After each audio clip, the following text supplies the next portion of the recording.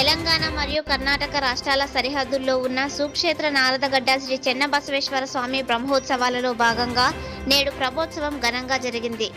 నారాయణపేట జిల్లా మక్తల్ మండలంలోని ముస్లాయిపల్లి గ్రామ సమీపంలో 2 పాయలుగా ప్రవహిస్తున్న కృష్ణా నది మధ్యలో ఉన్న శ్రీ సుక్షేత్ర నారదగడ్డ శ్రీ చెన్నబసవేశ్వర స్వామి బ్రహ్మోత్సవాలు నేడు ఘనంగా ప్రారంభమయ్యాయి. బ్రహ్మోత్సవాల్లో భాగంగా శ్రీ చెన్నబసవేశ్వర స్వామి వారికి తెల్లవారుజాము నుండి అభిషేకంతో పాటు ప్రత్యేక పూజలు నిర్వహించారు.